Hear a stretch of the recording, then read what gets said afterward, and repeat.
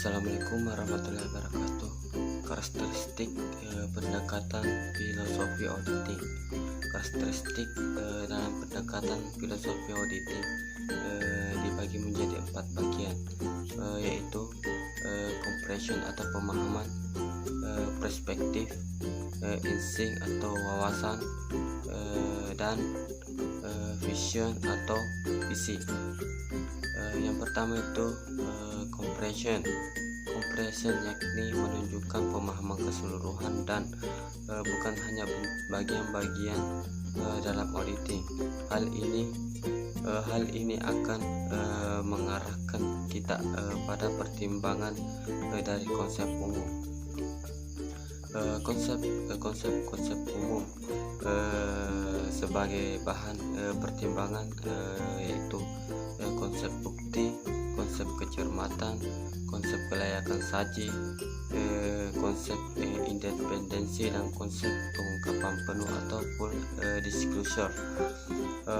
Yang kedua itu perspektif. Perspektif adalah pandangan pendekatan filosofi yang mengeksplorasikan kebenaran sampai ke akarnya. Dalam auditing harus mempunyai wawasan yang luas, yang penting untuk mempunyai kebenaran dan signifikasi akan berbagai hal dalam pembuktian audit. Dan yang ketiga, insting atau wawasan. Auditing harus mampu memberikan asumsi-asumsi yang rasional,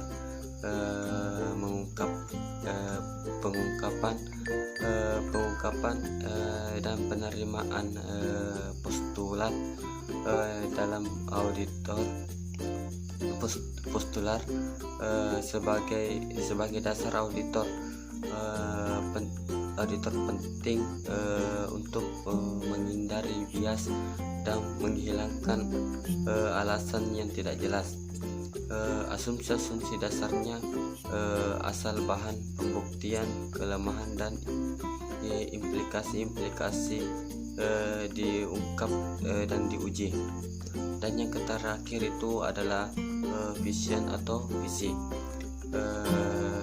Dalam pembuktian filosofi, auditing harus mempunyai visi yang jelas. Ini akan membantu auditor memberikan keyakinan akan melihat jauh ke depan dalam prospek dan tujuannya. Mungkin itu materi sempat saya bawakan. Terima kasih. Warahmatullahi wabarakatuh. Perkenalkan, nama saya Rosalinda, jurusan Perbankan Syariah B semester 4, Fakultas Ekonomi dan Hukum Islam. Materi yang akan saya bawakan yaitu sejarah dan perkembangan auditing dan akuntansi Islam. Nah, latar belakang kelahiran auditing yaitu pengauditan mulai dilakukan sejak abad ke-15. Meskipun tidak diketahui secara jelas tahun kelahiran auditing ini, namun dari berbagai sumber dapat kita simpulkan bahwa dapat kita ketahui bahwa auditing atau jasa auditor pertama kali mulai dipergunakan di Inggris. Nah, meskipun tidak diketahui secara jelas tahun kelahiran auditing ini, namun pada abad ke-15 inilah terjadi perkembangan pesat terhadap jasa pengauditan laporan keuangan. Nah, pada abad ke-19 auditing pun mulai berkembang atau menyebar ke Amerika Serikat yang disebarkan oleh Inggris. Nah, kemudian pada saat itu Amerika Serikat pun mengadopsi atau menerapkan bentuk prosedur sesuai dengan apa yang diterapkan di Inggris. Nah, kemudian di Inggris keluar atau ditetapkan undang-undang yang harus dipatuhi oleh seluruh perusahaan-perusahaan publik di Inggris yang disebut Companies Act, atau yang mana menurut undang-undang tersebut seluruh perusahaan atau seluruh perusahaan publik harus mengaudit laporan keuangannya. Namun berbeda dengan Amerika Serikat, meskipun mengadopsi prosedur, bentuk dan model pengauditan yang berlaku di Inggris, Amerika Serikat tidak serta-merta mengikuti peraturan yang berlaku di Inggris, dan Amerika sendiri tidak mewajibkan untuk mengaudit laporan keuangan. Pengauditan di Amerika harus didasarkan pada sebuah badan pasar modal yang disebut dengan Securities and Exchange Commission atau SEC, serta pendapat atau pandangan mengenai jasa auditor atas laporan keuangan. Nah, karena tidak adanya peraturan perundang-undangan yang mengatur tentang atau mengharuskan hasil laporan keuangan yang telah diaudit untuk diserahkan kepada pemegang saham, maka ini menyebabkan laporan keuangan atau laporan keuangan yang telah diaudit jadi beragam. Ada yang hanya mencatat neraca saja, dan ada pula yang mencatat secara keseluruhan transaksi atau kegiatan yang dilakukan perusahaan secara menyeluruh dan mendalam. Nah, pada abad ke-19 ini, laporan keuangan yang telah diaudit tidak diserahkan kepada pemegang saham karena belum biasa dilakukan, karena pada abad ini perusahaan hanya menganggap auditor itu sebagai jaminan untuk menjaga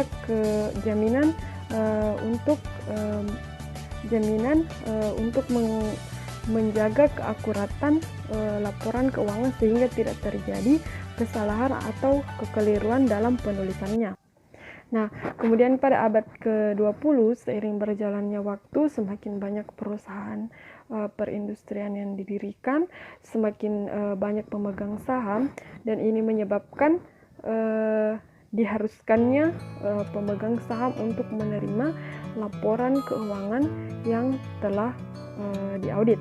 Namun pada abad ini, banyak pemegang saham yang salah memaknai atau tidak mengerti makna dari laporan keuangan yang telah diaudit, atau tidak mengerti makna atau pendapat dari seorang auditor.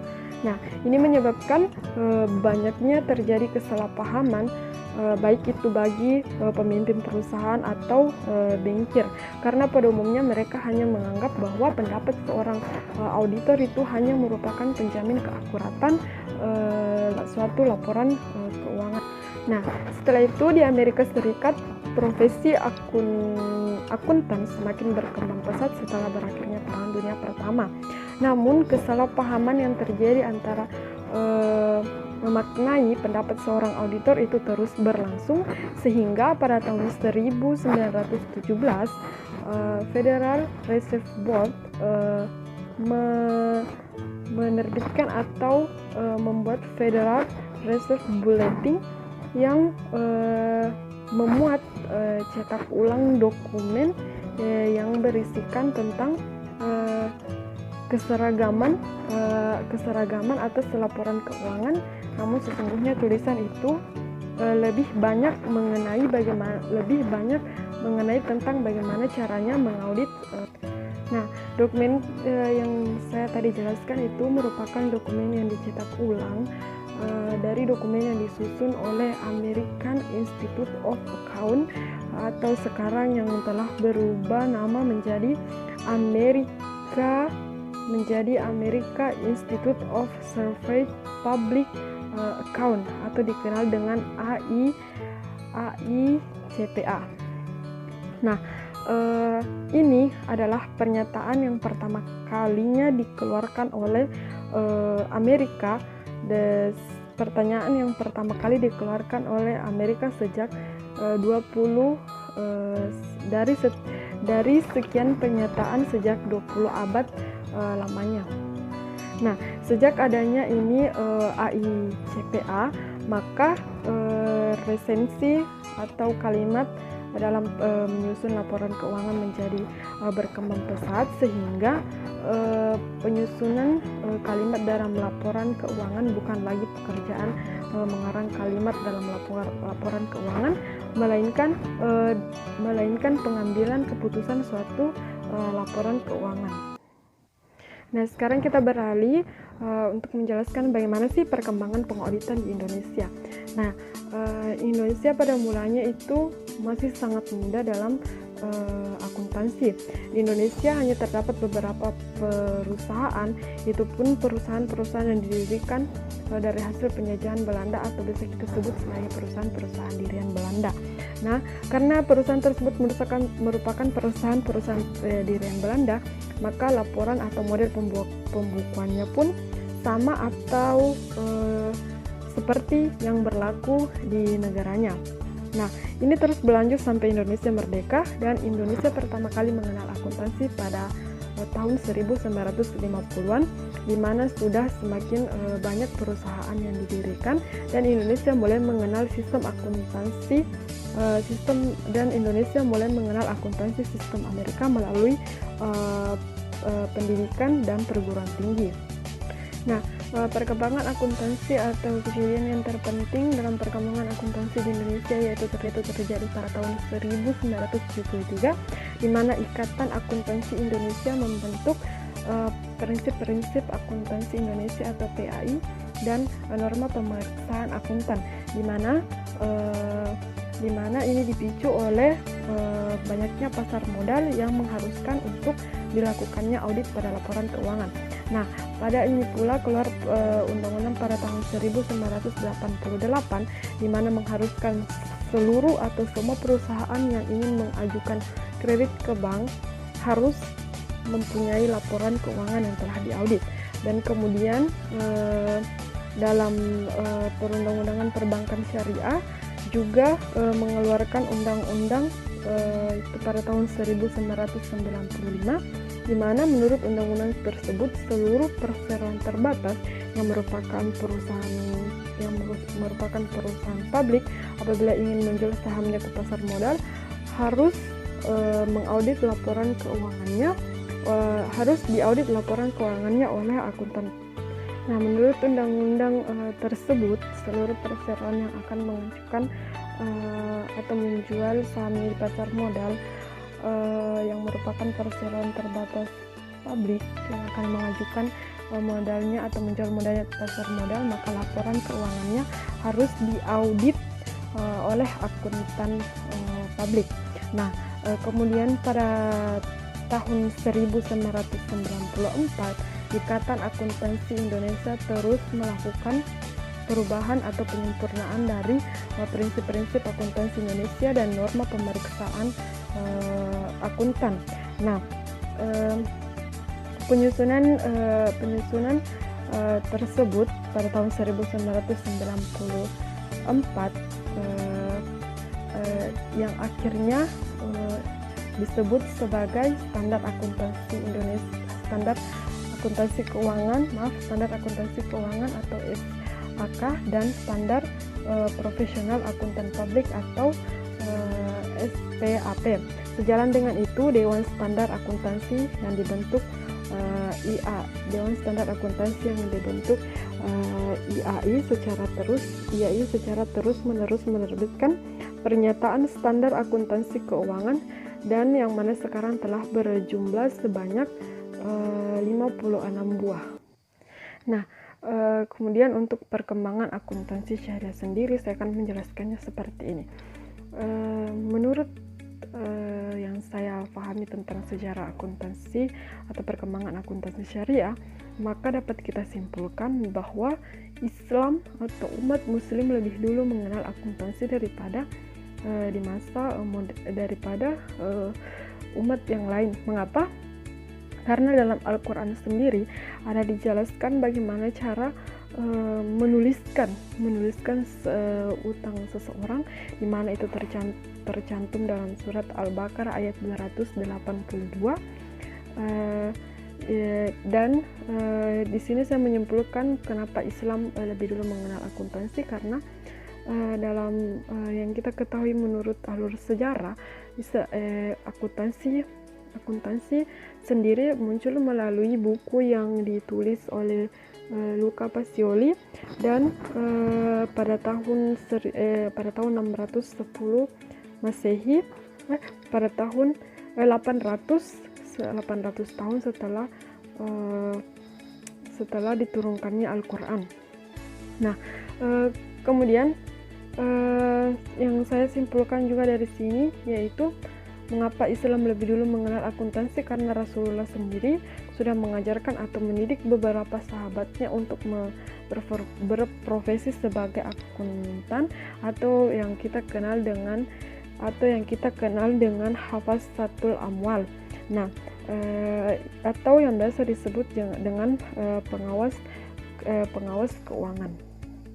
Nah, kemudian pada abad ke-7 inilah kemudian pada abad ke-7 Rasulullah mendirikan Baitul Mal, yang mana berfungsi untuk menyimpan pembayaran zakat, uzur yaitu pembayaran pajak pertanian untuk muslim, jizyah yaitu pembayaran pajak perlindungan untuk non-muslim, dan haraj, di mana pembayaran pajak hasil pertanian untuk non-muslim.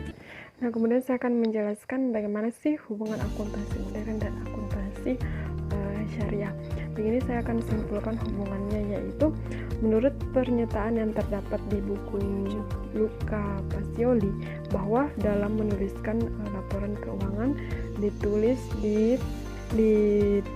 atau dicatat dua kali, di mana di sebelah kredit dan di sebelah debit, di mana dalam buku tersebut menyatakan didahulukan pada sebelah kredit, atau dengan kata lain menulis dari sebelah kanan ke kiri. Nah, hubungannya dengan akuntansi syariah dalam model pernyataan ini di buku Luca Pacioli itu sama dengan bagaimana cara kita menulis dalam bahasa Arab. Nah, itulah hubungan dari akuntansi modern dan akuntansi syariah, atau dengan kata lain memiliki kesamaan, yaitu dari arah penulisan laporan atau pencatatan laporan keuangannya. Nah, kemudian saya akan menjelaskan kebangkitan baru dalam akuntansi syariah. Nah, yang pertama yaitu kebangkitan akuntansi Islam dalam bidang riset. Nah, kebangkitan ini berlaku dari tahun 1950 sampai sekarang, dan ditandai dengan banyaknya riset atau disertasi mengenai akuntansi. Nah, yang kedua yaitu kebangkitan akuntansi Islam dalam bidang pembukuan. Nah, disinilah sangat diperhatikan bagi para akuntan yang ingin membukukan metode atau teori dari akuntansi, sehingga lebih memperhatikan, sehingga kita tidak lagi mengikuti atau menganut sistem atau konsep akuntansi dari barat. Kemudian yang ketiga yaitu kebangkitan akuntansi Islam di sekolah-sekolah dan perguruan tinggi.